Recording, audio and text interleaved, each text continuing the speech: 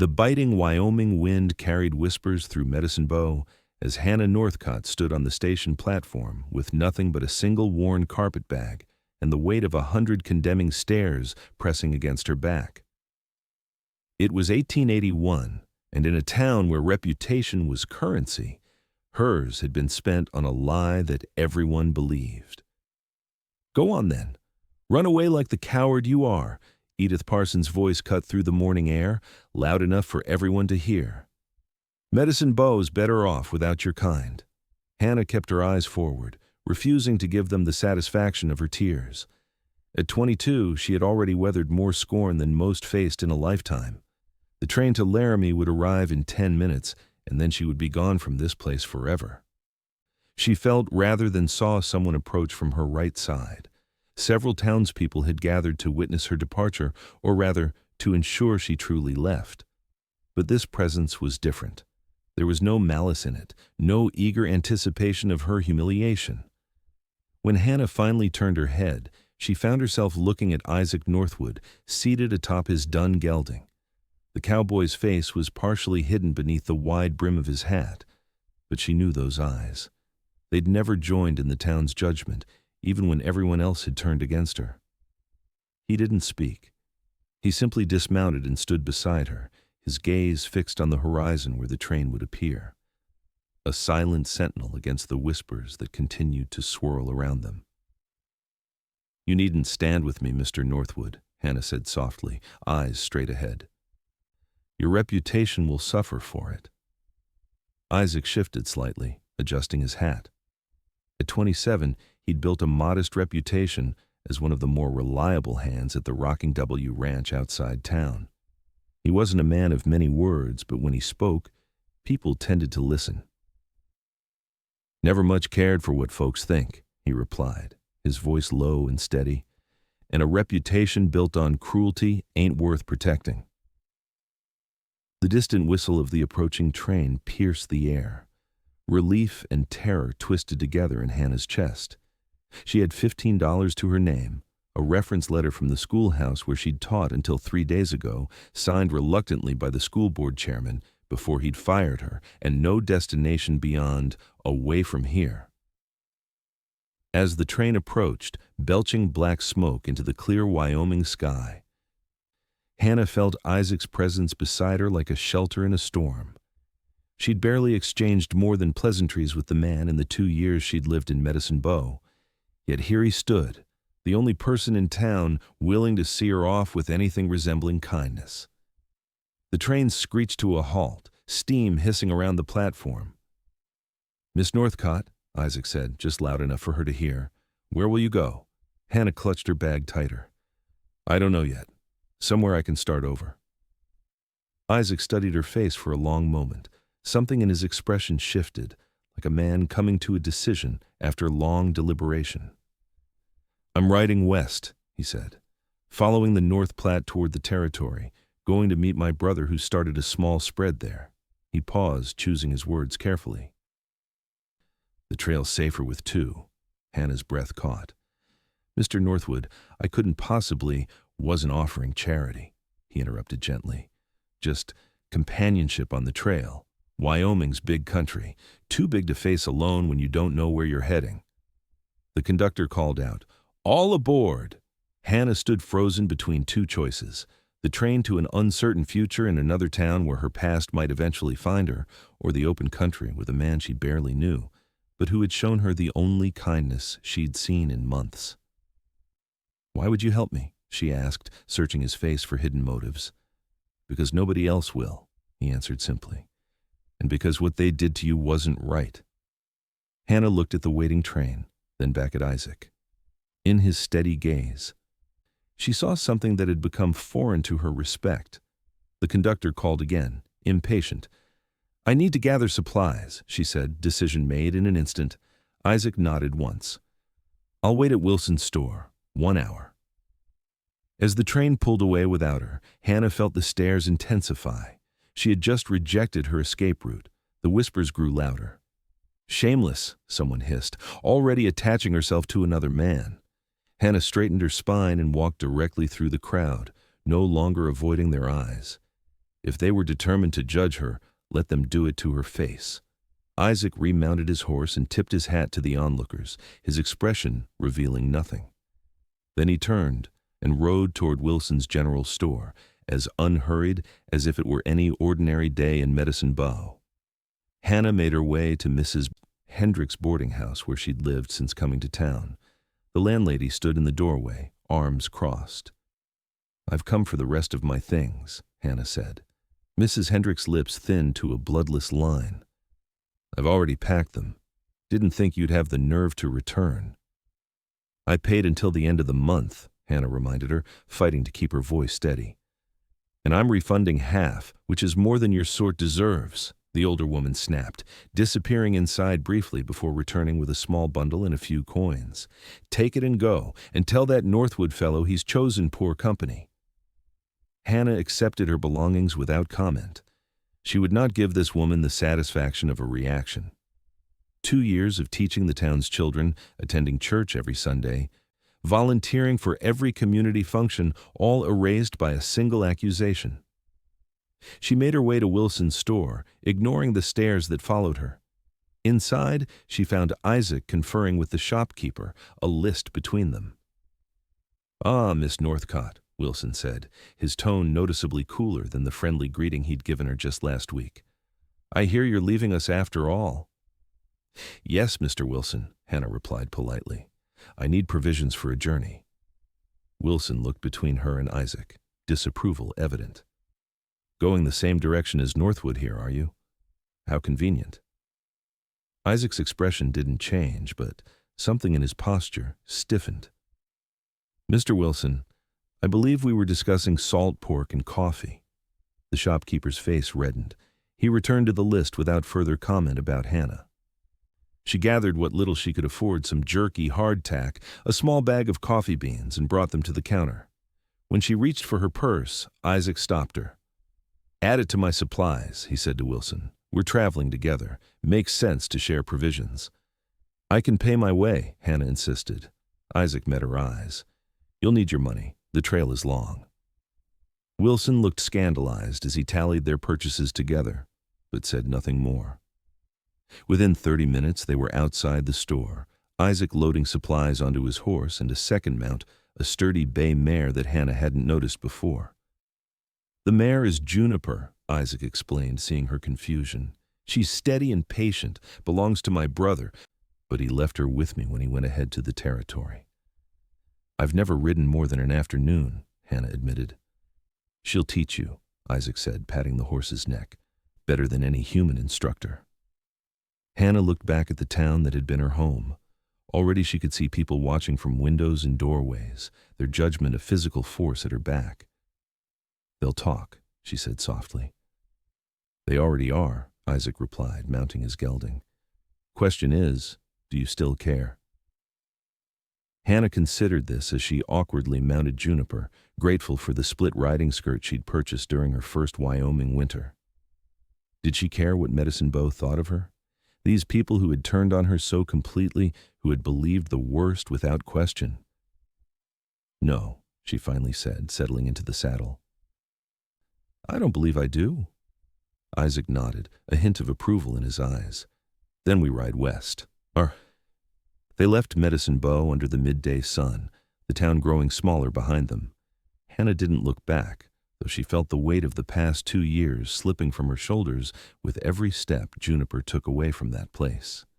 Isaac rode slightly ahead, his back straight, his attention seemingly focused on the terrain before them. He hadn't asked why she'd been driven out, hadn't asked what she was accused of. His silence was neither accusatory nor uncomfortable. It simply was. As the sun began its descent toward the western horizon, Hannah finally found the courage to speak. "I didn't do what they accused me of," she said to his back. Isaac slowed his horse until they rode side by side. "Never thought you did. You don't even know what it was." "Don't need to," he said, eyes scanning the landscape ahead. "Saw how you were with the children at the school. Saw how you helped old Mrs. Davidson after her fall, even when no one else would go near her house because of the consumption rumors." He glanced at her briefly. "A person's actions tell you who they are. The rest is just talk." Hannah felt a warmth bloom in her chest that had nothing to do with the late afternoon sun. For months she had existed in a growing isolation as whispers turned to open accusations, as friendly greetings became cold stares. To be seen, truly seen, by someone who recognized her character beyond the rumors was a gift she hadn't expected to receive again. "Thank you," she said simply. Isaac nodded once, then pointed ahead to a copse of trees near a small creek. "We'll make camp there. You'll be saddle sore by now." He was right. Every muscle in Hannah's lower body protested as they dismounted. Isaac efficiently set about making camp, unloading necessary supplies, seeing to the horses, gathering wood for a small fire. Hannah tried to help, though her inexperience was evident. "Here," Isaac said, handing her a small pot. "Creek's just yonder. Water for coffee." Hannah took the pot gratefully, glad to have a straightforward task. As she knelt by the creek, she caught her reflection in the clear water-flushed cheeks. Wind-blown hair escaped from her practical bun, eyes brighter than they'd been in months. She barely recognized herself. When she returned, Isaac had a small fire going and was laying out jerky and biscuits. "Not much of a supper," he apologized. "We'll do better once we're further from town. I know some spots for fishing and hunting." They ate in companionable silence as darkness fell. The vast Wyoming sky transformed into a canopy of stars unlike anything visible from town. Hannah found herself mesmerized by their brilliance. "I never knew there were so many," she murmured. Isaac followed her gaze upward. "Town lights dim them. Out here, nothing gets in their way." He hesitated, then added, "Like truth, I suppose.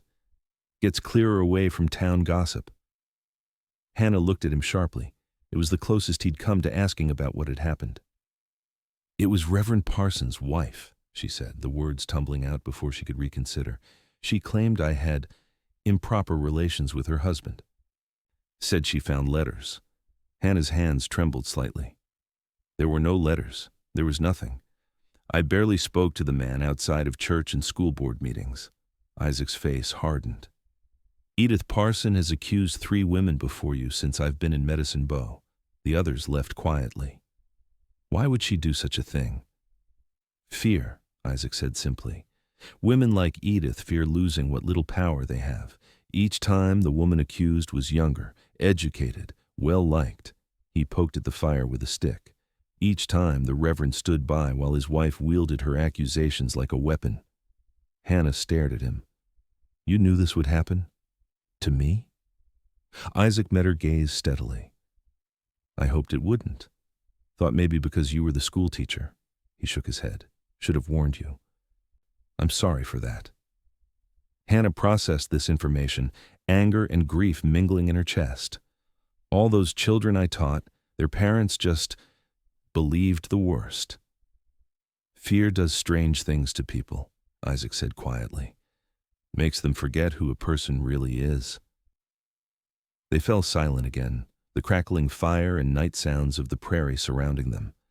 Hannah felt exhausted, wrung out by the day's emotions and physical exertion. Isaac stood and retrieved a bedroll from his pack, which he handed to her. "You should rest. I'll keep watch for a while." Hannah accepted the bedroll gratefully. "And where will you sleep?" "Got my saddle," he said, gesturing to where he'd placed it. "Used to it." As Hannah settled into the bedroll, muscles aching from unaccustomed riding, she watched Isaac tend the fire, his profile outlined against the night. A man of few words who nonetheless had shown more character than an entire town of supposedly God-fearing folk. "Mr. Northwood," she said sleepily, "I don't know how to thank you." Isaac glanced over, the hint of a smile touching his lips for the first time that day. "Isaac," he corrected gently. "Out here seems foolish to stand on formality." "Isaac," she repeated, the name feeling right on her lips. "I'm Hannah." He nodded. "Sleep well, Hannah. Tomorrow's another day and we'll be that much further from Medicine Bow." As she drifted toward sleep, Hannah realized she hadn't felt this sense of peace in months. Perhaps it was the open sky above, or the knowledge that with every hour, Medicine Bow and its cruelty receded further into the past. Or perhaps it was the steady presence of the quiet cowboy who had chosen to stand beside her when no one else would. Morning came with bird song and the scent of coffee brewing. Hannah opened her eyes to find Isaac already up, tending a small fire with a pot of coffee balanced on stones at its edge. "You sleep heavy," he observed when he noticed her stirring. "Called your name twice." Hannah sat up, embarrassed. "I'm sorry. It's been a while since I truly slept." Isaac poured coffee into a tin cup and brought it to her. "No need for sorry. Sleep's a luxury when you're carrying troubles." The coffee was strong and bitter, but wonderfully warming. Hannah sipped it gratefully, watching as Isaac efficiently packed up their small camp. His movements were economical, practiced a man who had spent much of his life on the trail. "How far to your brother's homestead?" she asked. "Week, maybe more," he replied, checking Juniper's saddle girth. "Depends on weather and how the horses hold up. It's near a place called Clearwater, just inside the Wyoming territory line." "And your brother won't mind an unexpected guest?" Isaac's mouth quirked slightly. "Henry's been after me to find a wife for years. Figure bringing any woman along will distract him from that particular conversation." Hannah nearly choked on her coffee. We're not, just a joke," Isaac said quickly, looking somewhat abashed. "Henry's a good man, won't ask questions that aren't his business." They set off again as the sun climbed higher, following what seemed to Hannah to be invisible trails. Isaac occasionally pointed out landmarks or signs of wildlife. Around midday, they stopped by a stream where Isaac quickly caught 2 trout, which they cooked over a small fire. "This is how people are supposed to live," Hannah remarked, savoring the fresh fish, "not cooped up in towns, whispering behind each other's backs." Isaac considered her words. "Towns have their purpose, bring people together for trade, schooling, protection." He cleaned his knife in the grass. "Problem is when they forget why they came together in the first place." "To help each other," Hannah said softly. "Not to destroy each other." Isaac nodded, his eyes meeting hers. "Some people forget that part." As they continued their journey westward, Hannah found a rhythm to the travel. Her body adjusted to hours in the saddle, muscles learning this new language of movement. Isaac was a patient teacher, showing her how to care for Juniper, how to read the weather, how to make camp efficiently. On the 3rd night, as they sat by their fire after a supper of rabbit Isaac had shot, Hannah finally asked the question that had been building within her. "Why did you really help me leave?" "The truth, please." Isaac stared into the fire for a long moment, gathering his thoughts. When he looked up, his eyes reflected the dancing flames. 5 years ago, I was working a ranch near Cheyenne," he began. "There was a woman there, widowed, running the general store. Mary was her name." His voice softened on the name. "We were close. Planning to marry when I'd saved enough for my own place." Hannah waited, sensing the story's turn before he continued. "Ranch owner's wife decided Mary was setting her cap for her husband. Wasn't true, but truth didn't matter once the rumor started." Isaac's jaw tightened. "I was away on a cattle drive. By the time I got back, they'd run her out of town. Nobody would tell me where she'd gone." "Did you ever find her?" Hannah asked gently. Isaac shook his head. "Tracked her as far as Denver. Trail went cold there." He met Hannah's eyes directly. "Promised myself I'd never stand by again while good people get driven out by lies." The weight of his words settled between them. Hannah reached across the small space and touched his hand briefly. "Thank you for telling me." Isaac nodded, his usual reserve returning. But something had shifted between them, a deeper understanding, a shared recognition of injustice survived. As they traveled further west, the landscape changed subtly.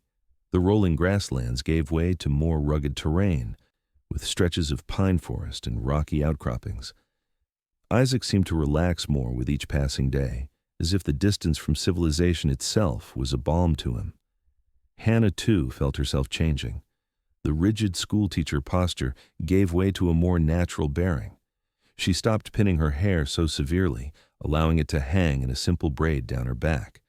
Without the constant judgment of Medicine Bow pressing down on her, she rediscovered the woman she had been before, laughing more freely, speaking her mind more honestly.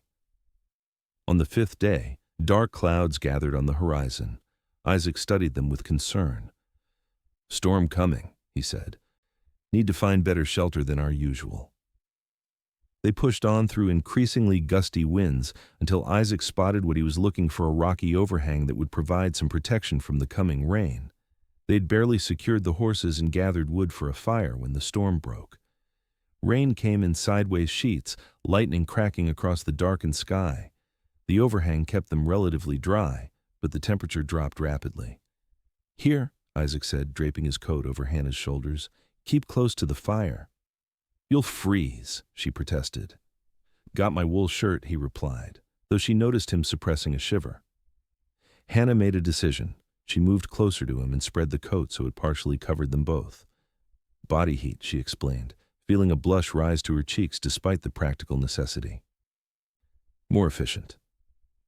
Isaac stiffened slightly, then relaxed, adjusting the coat to better cover them. They sat shoulder to shoulder, the storm raging beyond their small shelter. Hannah was acutely aware of his presence beside her, the solid warmth of him, the faint scent of leather and pine. "Tell me about teaching," Isaac said suddenly. "Why did you come all the way to Medicine Bow to do it?" Grateful for the distraction from their proximity, Hannah gathered her thoughts. "I always loved learning.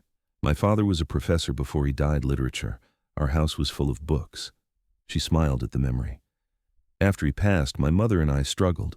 She took in sewing, but it wasn't enough. I got my teaching certificate as soon as I could." "And Medicine Bow?" "They advertised for a teacher in a Denver paper. Offered housing and a decent salary. Mother had just died.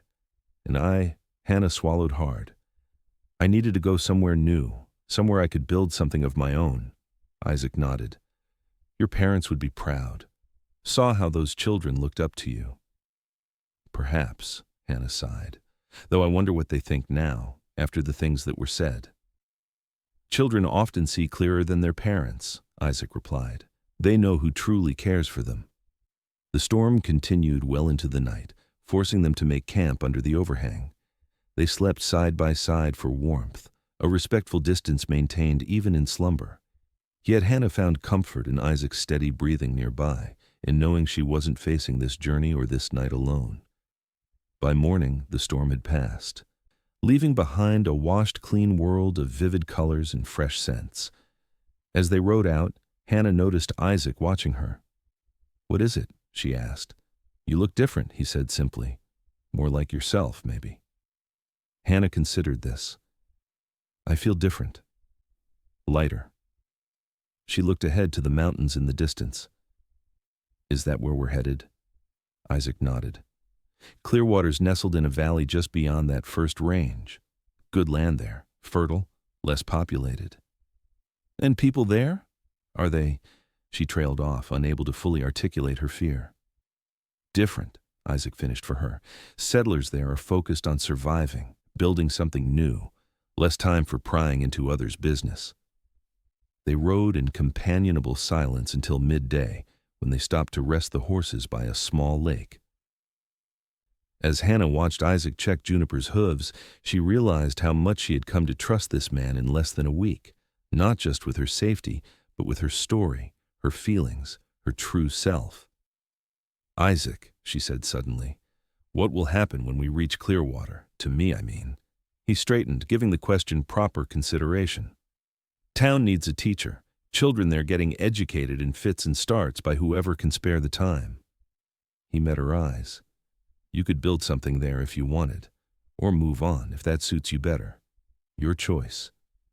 "And you?" she ventured. "What will you do?" "Help Henry with his place for a while. Been saving for my own spread nearby." He brushed dirt from his hands. "Like the country there. Feels honest." Hannah nodded, understanding exactly what he meant. There was an honesty to this life that she'd never experienced in town, facing nature directly, working with your hands, measuring days by sunlight rather than social obligations. That evening, they camped near a stand of aspen trees whose leaves shimmered gold in the setting sun. After supper, Hannah found herself humming as she washed their few dishes in a nearby stream. "Nice tune," Isaac commented, joining her with the coffee pot. "What is it?" Something my father used to play on the piano, she replied. I haven't thought of it in years. Isaac listened as she hummed a few more bars. Music's another thing towns are good for, he observed. Miss that sometimes, out on the trail. Do you play anything? Harmonica, poorly, he admitted with a slight smile. Henry plays fiddle. Pretty well, actually. Hannah found herself imagining evenings with music, perhaps in a small homestead, with a fire burning against the mountain chill. It was a dangerous thought, one that invited hope for a future she couldn't predict. What else should I know about Clearwater? She asked, changing the subject. Before we arrive. Isaac seemed to understand her need for practical conversation. About 30 families scattered through the valley. Small Main Street general store, blacksmith, saloon that doubles as a meeting hall. No church building yet, but services rotate between homes. He paused. No doctor either. Nearest one's in Rawlins, 2 days' ride. And the school? Abandoned homestead they've fixed up. Nothing fancy, but solid walls and a good roof. He glanced at her. Children are eager learners. Been waiting on a proper teacher for some time. Hannah felt a flutter of excitement at the prospect. A new school, children untouched by Medicine Bow's prejudices, a community focused on building rather than tearing down. I'd like to see it, she said. Though I have no references now except the one written before. Everything happened. In places like Clearwater, what you can do matters more than papers saying you can do it, Isaac assured her. Show them you can teach. They'll be grateful enough not to ask too many questions. As they returned to camp, Hannah noticed Isaac wincing slightly as he walked. Are you injured? She asked with concern. Old wound acts up sometimes, he explained reluctantly. Took a bullet in my right leg during the war. Healed clean, but aches when weather changes. Hannah was startled. The war. But you couldn't have been more than 16 when I enlisted, he confirmed. Lied about my age. Lots of us did. Hannah tried to imagine Isaac as a boy soldier facing the horrors of the Civil War. It explained something about his quiet nature, his careful observations of people and situations. Is that why you prefer the open country? She asked, after experiencing that kind of chaos. Isaac considered this as he built up their fire for the night. Maybe. War shows you the worst in people, but also the best sometimes. He sat back on his heels, watching the flames catch. Guess I prefer places where a man's judged by what he does, not what others say about him.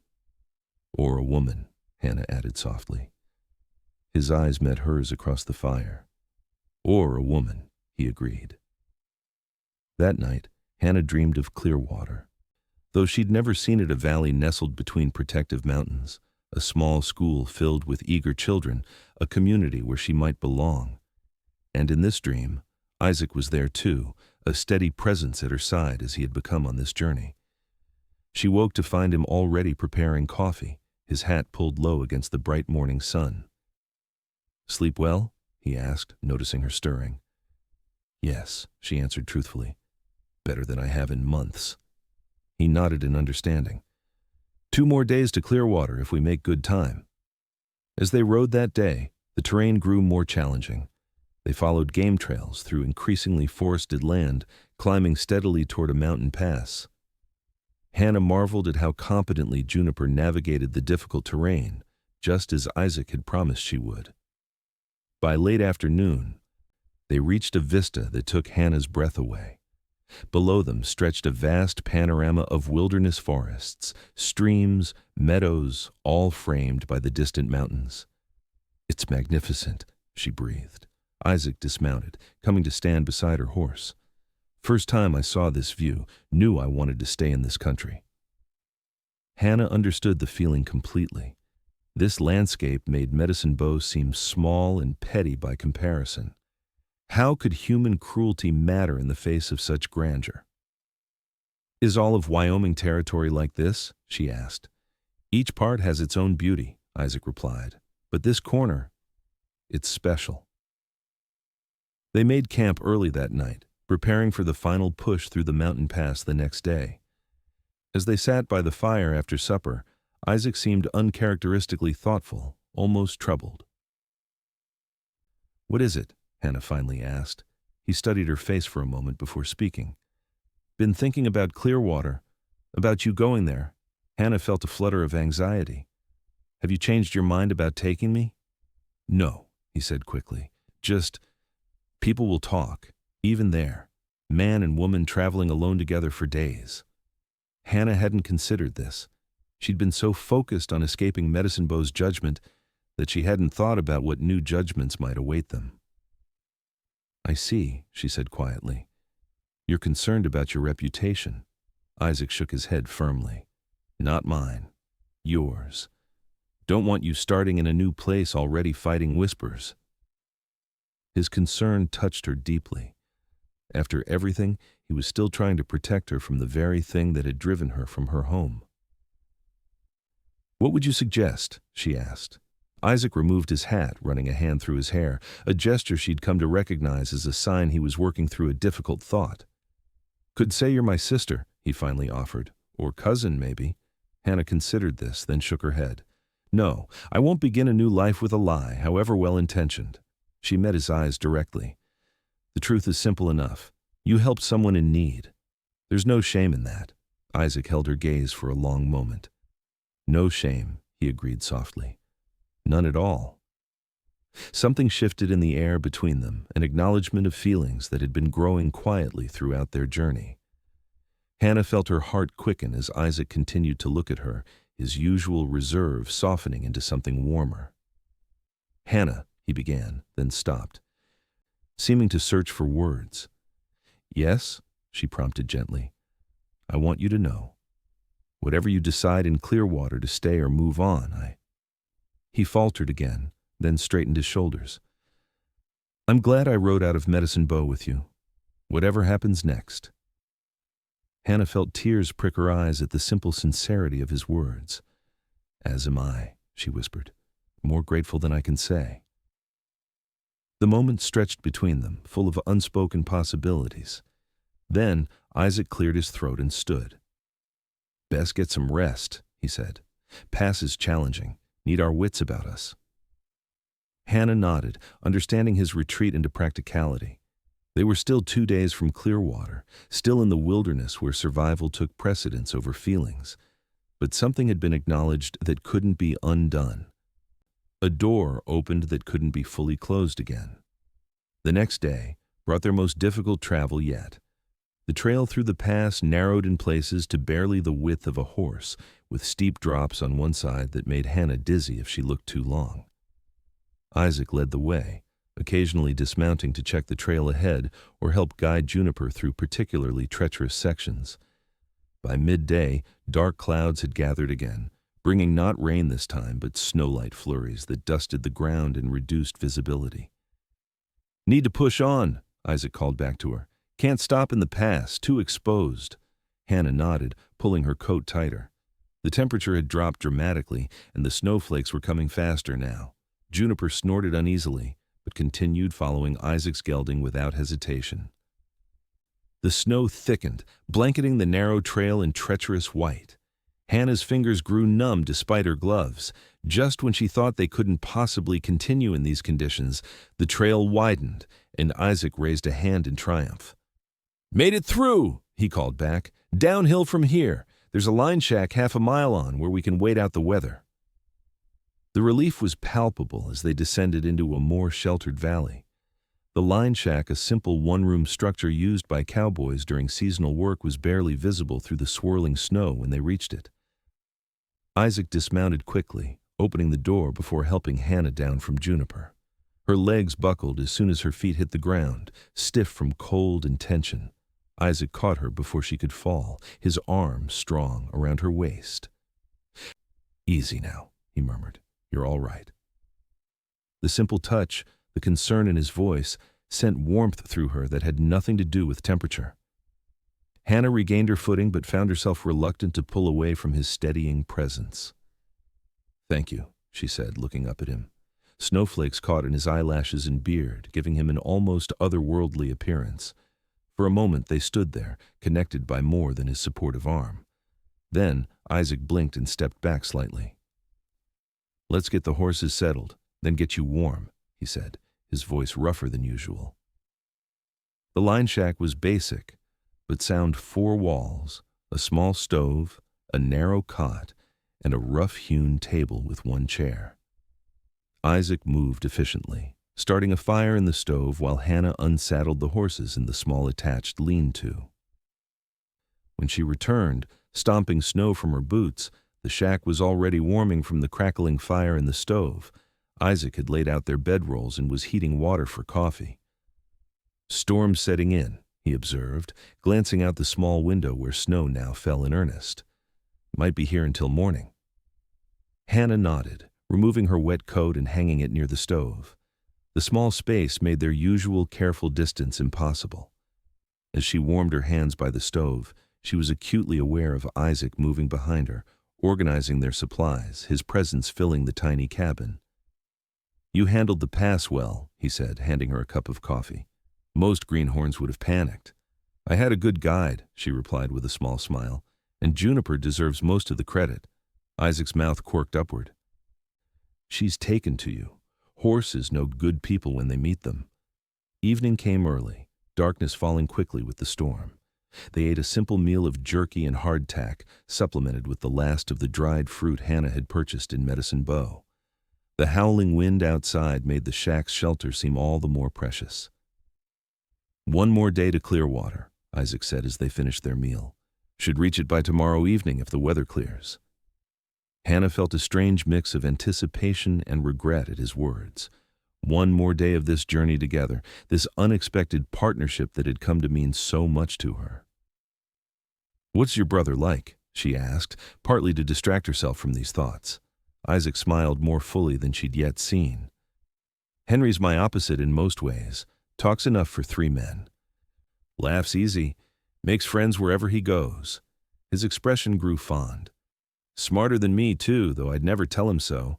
Has big plans for his ranch." "He sounds wonderful," Hannah said sincerely. "You must have been close growing up." "Had to be," Isaac replied, his smile fading slightly. "Lost our parents young. Raised each other more or less." Hannah's heart ached for the boys they had been. "Like me," she said softly, "though I was nearly grown when my father died." Isaac nodded in understanding. They sat in comfortable silence for a while, listening to the wind and the crackling stove. "What will you do?" Hannah finally asked. "In Clearwater, I mean. You mentioned saving for your own spread." "Got my eye on a piece of land north of Henry's place. Good water, good grazing." He poked at the stove, adjusting a log. "Been working other men's cattle most of my life. Time to build something of my own." "It sounds like a good dream," Hannah said, "having a place that's truly yours." Isaac looked up at her, his eyes reflecting the firelight. "What about you? Beyond teaching, what do you dream of?" The question caught Hannah off guard. In Medicine Bow, she'd slowly stopped allowing herself to dream of anything beyond daily survival. But out here, with the vast sky above and the untamed country around them, dreams seemed possible again. "A home," she said after a moment. "Not just a place to live, but somewhere I belong. People who know me really know me and value what I have to give." She traced the rim of her cup with one finger. "I'd like to build a library someday, even a small one. Books were my refuge as a child." Isaac listened intently, as he always did, giving her words the weight of real consideration. "Good dreams," he said finally. "Clearwater could use both a teacher who loves books and a proper library." "Perhaps," Hannah replied, not quite ready to commit her hopes to a place she hadn't yet seen. As the evening wore on, the small shack grew chilly despite the stove. The wind found every crack in the walls, bringing drafts of cold air that made the flames dance. "Take the cot," Isaac insisted when it came time to sleep. "I'll be fine on the floor near the stove." Hannah glanced at the narrow cot, then at the rough plank floor. "We could share," she suggested, then immediately flushed at her boldness. "I mean, it's so cold and the cot is small but not too small, and we've slept near each other before." "Hannah," Isaac interrupted gently. "It wouldn't be proper." She lifted her chin slightly. "Who's to say what's proper out here? There's only us and the storm." She softened her tone. "I trust you, Isaac. Completely. And it's foolish for either of us to freeze when there's a solution. Isaac seemed torn between propriety and practicality. Finally, practicality won. If you're certain, he said cautiously. They arranged themselves awkwardly on the narrow cot, back to back, a blanket over them both. Despite the initial strangeness, Hannah found comfort in Isaac's solid presence beside her, in the warmth they generated together against the cold night. "Isaac," she murmured, already half asleep. Thank you. For everything." She felt rather than saw his nod. "Sleep now, Hannah. Tomorrow we reach Clearwater." Hannah drifted into sleep with the storm raging outside and Isaac's steady breathing beside her, feeling safer than she had in years. She woke to sunlight streaming through the small window and the realization that she was nestled against Isaac's chest, his arm draped protectively over her. Sometime in the night, they had turned toward each other, seeking warmth. Hannah remained still, reluctant to disturb this moment of unexpected intimacy. Isaac's face in sleep was younger, the lines of care smoothed away. His heartbeat was strong and steady beneath her cheek. Then, his breathing changed, and she knew he was awake. Neither of them moved immediately, caught in the strange limbo between sleep and acknowledgement. Finally, Isaac spoke, his voice rough with sleep. "Morning," he said simply. "Morning," Hannah replied, equally simply. They separated then, both rising to begin the day with an awareness of something changed between them. Outside, the storm had passed, leaving a transformed world of pristine white that sparkled in the morning sun. They ate a quick breakfast and prepared to depart, working together with the efficiency of partners who had learned each other's rhythms. As Hannah saddled Juniper, she felt a bittersweet ache at the thought that this journey would end today. "Ready?" Isaac asked, mounted on his gelding. Hannah nodded, swinging up onto Juniper with newfound ease. "Ready?" They rode down from the mountains into increasingly gentle terrain. As the day progressed, Isaac grew more animated, pointing out landmarks he recognized, sharing stories of his previous trips through this country with Henry. By mid-afternoon, they crested a final rise, and Isaac reined his horse to a halt. Below them stretched a broad valley, bisected by a clear winding river. Scattered homesteads dotted the landscape, with a small cluster of buildings visible where the valley widened. "Clearwater," Isaac announced, a note of pride in his voice. "Valley's about 10 miles across at its widest. Good soil, good water, protected by mountains on 3 sides." Hannah took in the view, trying to imagine herself as part of this remote community. After the journey they'd made, it seemed both welcoming and intimidating, a place of new beginnings, but also of the unknown. "It's beautiful," she said truthfully. As they rode down into the valley, Hannah noticed Isaac straightening in his saddle, his eyes scanning the scattered homesteads with keen interest. When they passed one particular property, a modest cabin with a barn and corral, he smiled broadly. "Henry's place," he explained. "Looks like he's added to the barn since I was here last." They continued toward the small settlement that constituted Clearwater's town center, just a handful of buildings along what could generously be called a main street. Several people noticed their approach, pausing in their activities to watch. A tall man emerged from what appeared to be a general store, shading his eyes against the sun. When he recognized Isaac, his face broke into a wide grin. "Isaac," he called, striding forward to meet them. "Finally dragged yourself back to civilization, I see." Isaac dismounted, grasping the man's hand in a firm handshake that quickly turned into a brotherly embrace. The family resemblance was clear. They shared the same strong jaw and build. Though Henry's hair was lighter, his manner more openly expressive. "Henry," Isaac acknowledged with evident pleasure. "Place looks good." "Better now you're here to help with spring planting," Henry replied, clapping him on the shoulder. His gaze shifted to Hannah, curiosity evident. "And who might this be?" Isaac turned, extending a hand to help Hannah dismount. "This is Miss Hannah Northcott, former schoolteacher from Medicine Bow." There was a slight emphasis on former that communicated volumes to Hannah, a protection against immediate questions. Henry removed his hat, nodding respectfully. Miss Northcott, a pleasure. We don't get many new faces in Clearwater, especially not one so easy on the eyes. Henry, Isaac warned quietly. But Hannah smiled at the good-natured compliment. The pleasure is mine, Mr. Northwood. Your brother has spoken highly of you. Has he now? Henry looked genuinely surprised, then grinned at Isaac. Wonders never cease. He gestured toward the store. Come in, both of you. Martha's got stew on, and you look like you could use a proper meal. As they tied the horses and followed Henry inside, more townspeople appeared, drawn by the arrival of newcomers. Hannah felt their curious gazes, but was relieved to find no immediate judgment in them, just the natural interest of a small, isolated community. The general store was also the Northwood home, with living quarters in the back. Martha, Henry's wife, proved to be a warm, practical woman who welcomed them with genuine hospitality.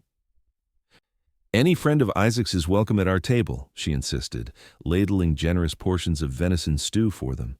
Though I must say, you're the first lady friend he's ever brought to Clearwater. Isaac choked slightly on his water.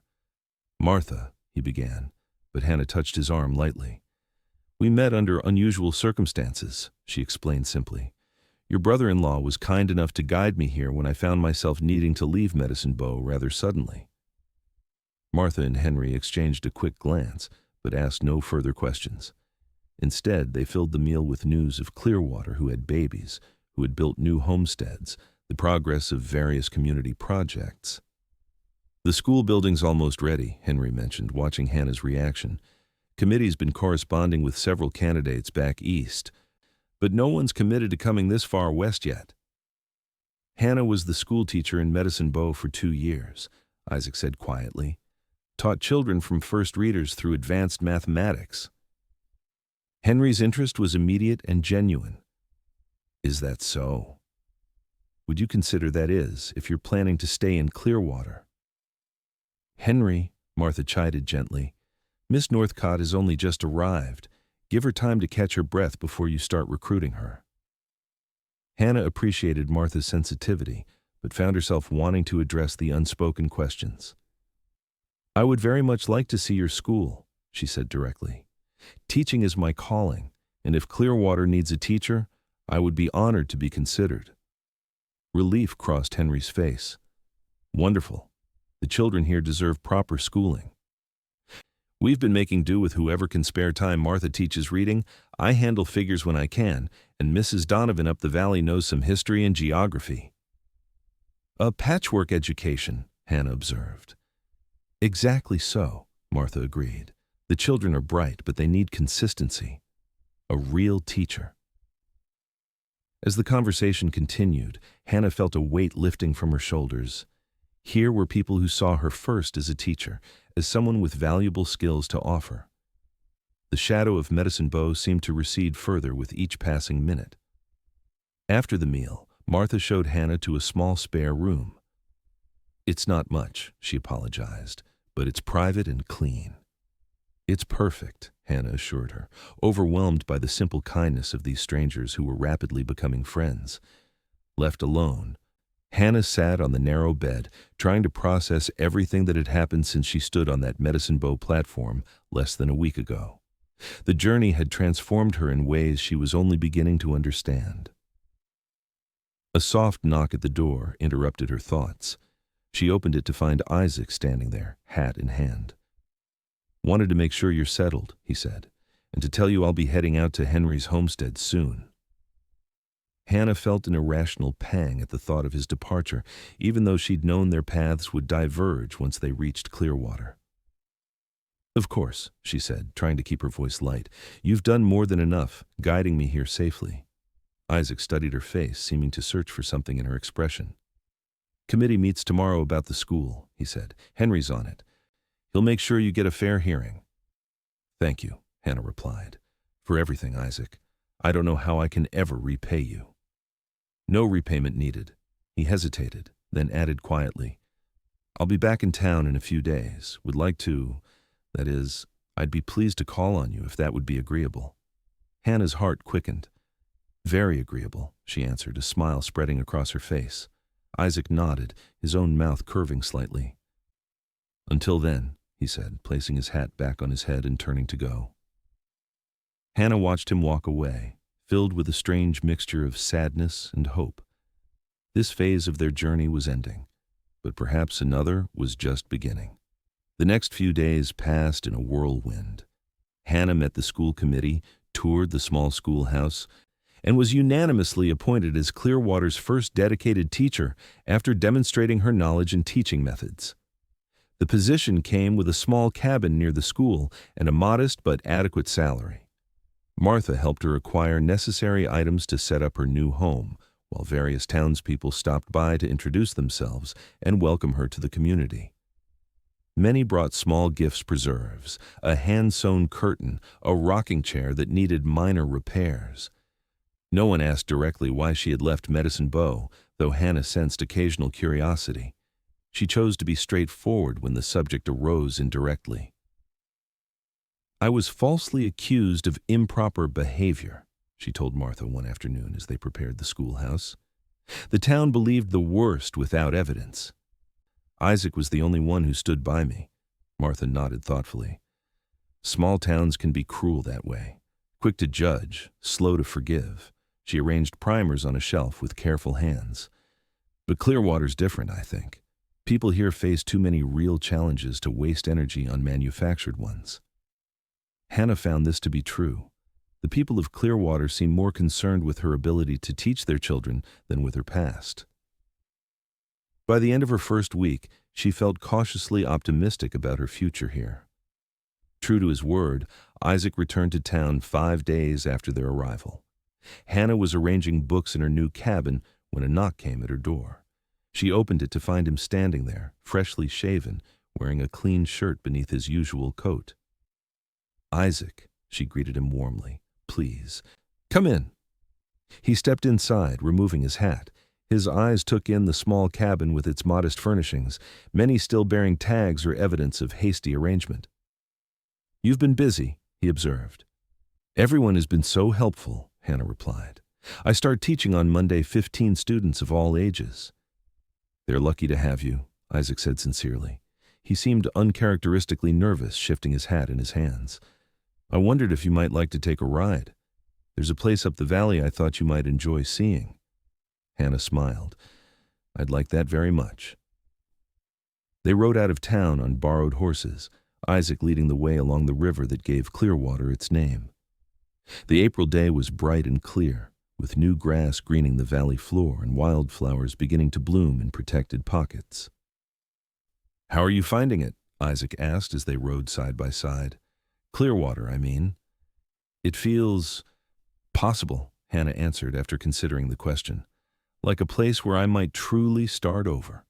Isaac nodded in understanding. "That's what I felt. First time I came here with Henry. A place of possibilities." They rode for about an hour before Isaac guided them toward a gentle rise overlooking a bend in the river. A stand of cottonwoods provided shade, while the view encompassed much of the valley. "It's breathtaking," Hannah said as they dismounted. Isaac secured the horses, then joined her at the edge of the rise. "This is the piece I mentioned," he said quietly.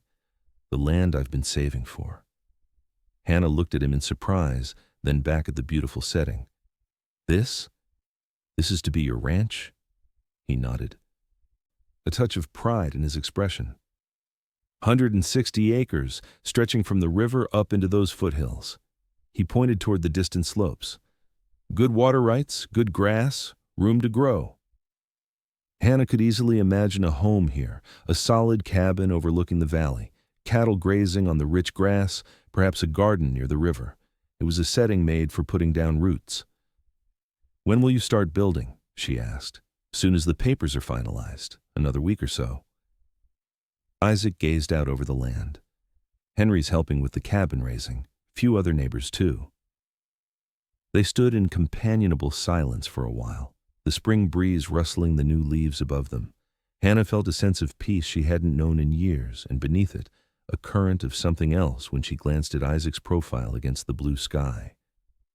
"Hannah," he said finally, turning to face her directly, "these past days, being apart, I've had time to think about the journey here, about you." Hannah's heart quickened. And what conclusions have you reached?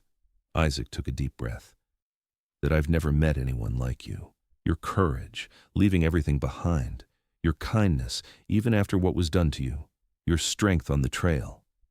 He paused, choosing his words with typical care. I find myself hoping that your new beginning here might somehow include me. Hannah stepped closer to him, emboldened by his honesty. Is that your way of saying you have feelings for me, Isaac Northwood? A smile tugged at his mouth. Never been good with pretty words, but yes, that's what I'm trying to say. Hannah reached for his hand, twining her fingers with his. Then you should know that when I imagine my future here, you're always part of it. The reserve that usually characterized Isaac's expression melted into something warmer, more vulnerable. His free hand came up to touch her cheek gently. May I kiss you, Hannah Northcott? He asked softly. In answer, Hannah rose on her tiptoes, closing the distance between them. Their kiss was tender at first, then deeper, as Isaac's arm slipped around her waist, drawing her closer. When they finally parted, both were slightly breathless. I've wanted to do that since somewhere around the second day on the trail, Isaac admitted, his voice rougher than usual. Hannah laughed softly. I believe I've wanted you to since you stood beside me on that platform in Medicine Bow. They stayed on the rise for hours, talking as they never had before about their pasts, their hopes, the life that might be possible here. As the sun began to set, painting the valley in gold and crimson, Isaac helped Hannah mount her horse for the ride back to town. Will you come to the school opening on Monday? She asked as they rode. Wouldn't miss it, he promised, and I'll be in town often while the cabin's being built. After that, he glanced at her. After that, I hope you'll visit the homestead regularly. Hannah smiled. I'd like that very much. Over the next several weeks, Hannah settled into her role as Clearwater's teacher while Isaac began work on his ranch. True to his word, he came to town frequently, sometimes staying for dinner with Henry and Martha, other times taking Hannah for rides in the countryside. The school thrived under Hannah's guidance. The children were eager learners, and their parents appreciative of her dedicated approach. No one questioned her qualifications or character. She was judged solely on her present actions, not on rumors from her past. On a warm Saturday in late May, Isaac invited Hannah to see the progress on his cabin. Henry drove them out in his wagon, chatting amiably about community news before tactfully announcing he had errands to run and would return in a few hours. As the wagon disappeared down the trail, Hannah turned to fully take in what Isaac and his neighbors had accomplished. The cabin's walls were up, the roof nearly complete. It was larger than she'd expected, 4 rooms with ample windows to capture the valley view. It's wonderful, Isaac, she said sincerely. A real home. Pride showed clearly on his face as he offered his arm. Would you like to see inside? The interior was still rough, unfinished floors, walls without plaster, but Hannah could see the care that had gone into the construction. A stone fireplace dominated one wall of the main room, with space for a kitchen nearby. 2 smaller rooms branched off from the main area. Bedroom there, Isaac explained, pointing. And that one could be He hesitated. Could be whatever's needed. Study, perhaps, or another bedroom someday. The implication hung in the air between them. They had grown increasingly close over the past weeks, their feelings deepening with each meeting. Yet neither had spoken directly of marriage, of a shared future. Hannah turned to face him fully. Isaac, she began, her voice steady despite her racing heart. Are you planning to live here alone? He met her eyes, his expression open in a way it rarely was with others. That depends entirely on you, Hannah Northcott.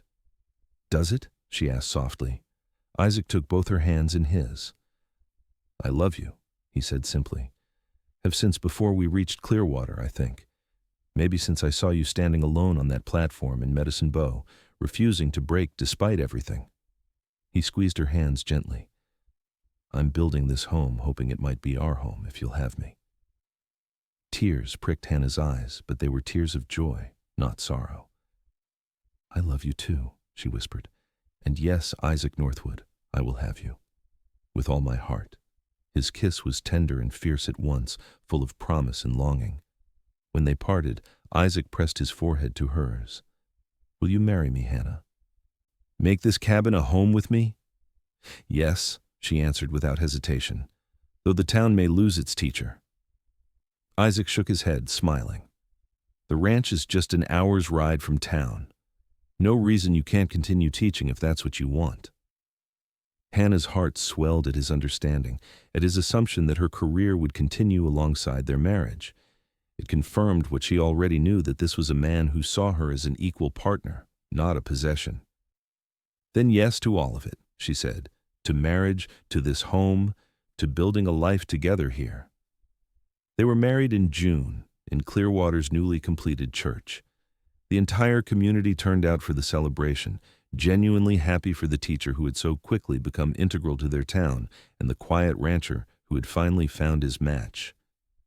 Henry stood as Isaac's best man, beaming with approval and occasionally wiping suspicious moisture from his eyes. Martha helped Hannah prepare, lending her a lace shawl that had been her own mother's. "Never seen my brother-in-law so happy," Martha confided as she pinned Hannah's hair. "You've brought light into his life." "He saved me," Hannah replied softly, "when I had nowhere to turn." Martha smiled, adjusting the shawl around Hannah's shoulders. "Seems to me you saved each other." The ceremony was simple, but heartfelt. When Isaac promised to cherish and protect her all his days, Hannah knew with absolute certainty that he meant every word. And when she vowed to stand beside him through whatever life might bring, she silently thanked the cruel twist of fate that had driven her from Medicine Bow and into the path of this honorable man. After the wedding, they moved into the completed cabin on Isaac's ranch. True to his word, Isaac arranged for Hannah to continue teaching, riding with her to town each morning and working his land while she taught, then accompanying her home in the evenings. Their life together wasn't without challenges. The first winter was harsh, with blizzards that isolated them for weeks at a time. The following spring brought flooding that damaged part of their newly planted fields. But they faced each difficulty together, their partnership growing stronger with each obstacle overcome.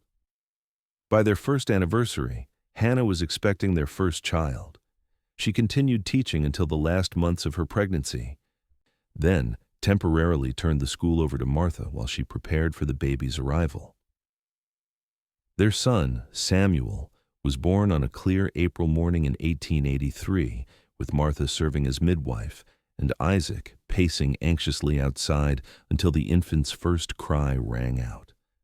When Hannah placed their son in his arms, she saw something she'd never witnessed before: tears in Isaac's eyes. "He's perfect," Isaac whispered, carefully cradling the tiny form. "Perfect, like his mother." As Samuel grew, so did the ranch. Isaac's careful management and hard work paid off in expanding herds and productive fields. Hannah returned to teaching part-time, bringing Samuel with her until he was old enough to stay with Isaac during school hours. The past that had driven Hannah from Medicine Bow rarely intruded on their happiness.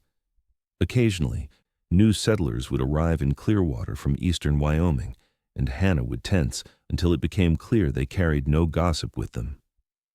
Isaac always seemed to sense these moments of anxiety, finding ways to stand beside her just as he had that day on the platform. 3 years after Samuel's birth, their daughter Elizabeth joined the family, a spirited girl with her mother's intelligence and her father's quiet determination. The cabin that had once seemed spacious now echoed with children's laughter and the comfortable sounds of family life. One evening, as Hannah sat on the porch watching Isaac teach 7-year-old Samuel to whittle while Elizabeth played nearby, a rider appeared on the trail leading to their home. As the figure drew closer, Hannah recognized the distinctive posture of Reverend Parson from Medicine Bow. Her blood ran cold. Isaac, noticing her sudden stillness, followed her gaze to the approaching rider. "Take the children inside," he said quietly, setting down his whittling knife. "I'll handle this." Hannah gathered Elizabeth and ushered Samuel toward the door, but paused before entering. "No," she said firmly. "We'll face him together." Isaac studied her face, then nodded once. "Samuel, take your sister to the kitchen and stay there until we call you," he instructed. As the children went inside, Isaac and Hannah moved to the front of the porch, standing side by side as the Reverend dismounted. "Mrs. Northwood," the man greeted her, using her married name with apparent difficulty. "Mr. Northwood." "Reverend Parson," Hannah replied, her voice steady despite a racing heart. "What brings you to Clearwater?" The man removed his hat, revealing hair that had grayed considerably in the 6 years since she'd last seen him. "I've come to make amends," he said, his voice strained, "to ask your forgiveness for a grave injustice." Hannah felt Isaac's hand come to rest supportively at the small of her back. "Go on," she said. "My wife," Parson swallowed hard. "Edith passed last winter. Before she died, she confessed to fabricating the accusations against you and others before you." He looked down at his hat, turning it in his hands. "She was troubled, consumed by jealousies I failed to recognize or address." "And you've come all this way to tell me this?" Hannah asked, her voice carefully neutral. Parson nodded. "I've written to the others as well, those I could locate. But I felt I owed you a personal apology." He finally met her eyes directly. "What was done to you was unforgivable. The way the town, the way I failed to seek truth or show Christian charity." "It was unforgivable," Isaac agreed, his tone hard. "Yet here you are, asking forgiveness anyway." The Reverend flinched at the justified rebuke. "I don't expect it," he said quietly.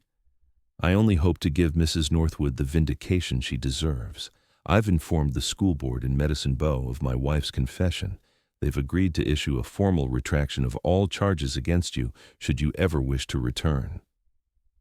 Hannah felt a complex mix of emotions: vindication, yes, but also a surprising absence of bitterness. The woman who had stood trembling on that platform in Medicine Bow no longer existed. In her place stood Hannah Northwood, wife, mother, teacher, beloved member of a community that had accepted her without question. "I have no intention of returning to Medicine Bow, Reverend," she said finally, "but I thank you for the gesture. It cannot undo what was done, but perhaps it may prevent similar injustice to others." Parson nodded, clearly uncomfortable. "I understand. I won't intrude further on your time."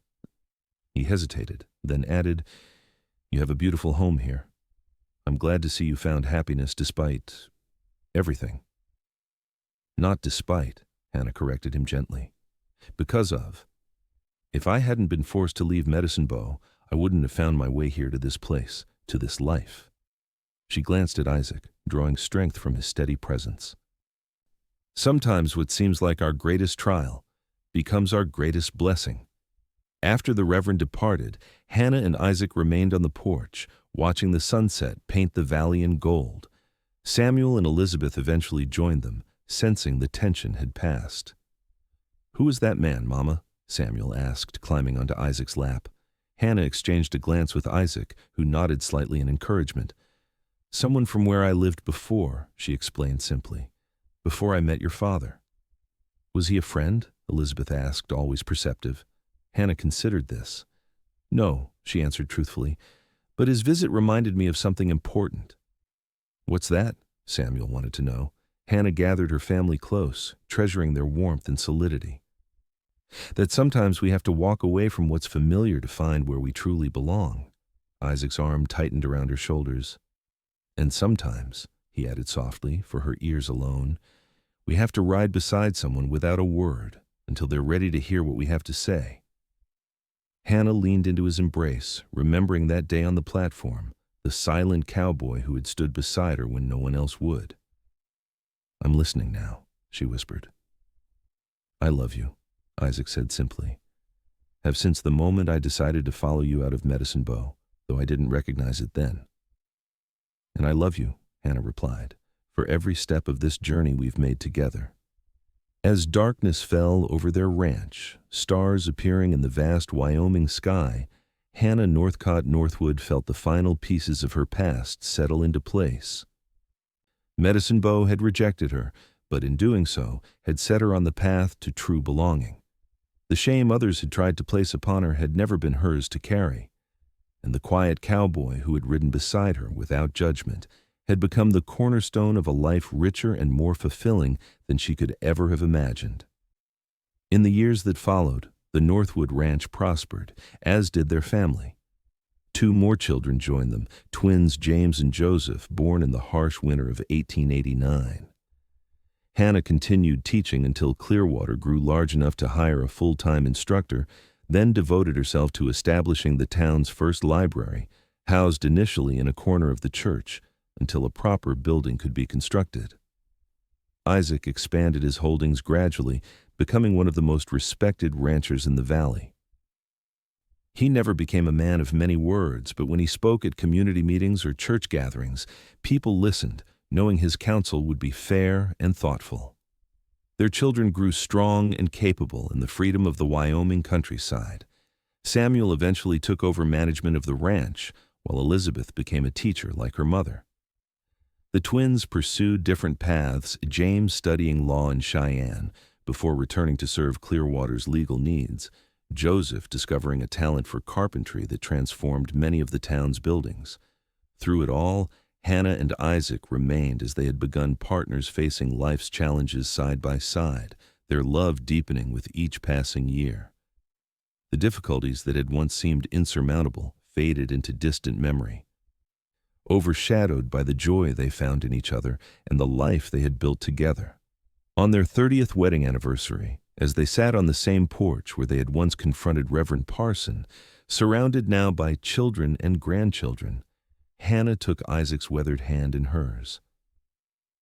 "Do you ever wonder what would have happened if you hadn't been at the station that day?" she asked quietly. Isaac considered the question with his usual thoroughness.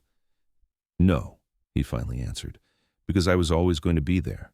Some things are just meant to be." Hannah smiled, seeing in his lined face the same steadfast character that had given her courage to leave Medicine Bow all those years ago. "Like a schoolteacher who needed to walk away," she murmured. "And a cowboy who needed to ride beside her," Isaac finished, bringing her hand to his lips. Around them, their legacy flourished in their children, in the thriving ranch, in the community they had helped build. But their greatest achievement remained the love they had cultivated between them, a love born in the most unlikely circumstances and tested by the harshest realities of frontier life. It had begun with shame and rejection, with a solitary woman walking away from everything familiar, and a quiet cowboy choosing to ride beside her. It had grown into a partnership of equals, a family bound by love and respect, a life rich with purpose and connection. And as the sun set over their beloved valley, painting the sky in the same colors they had witnessed on that first journey together, Hannah knew with absolute certainty that every step of their path, even the painful ones, had led them exactly where they were meant to be.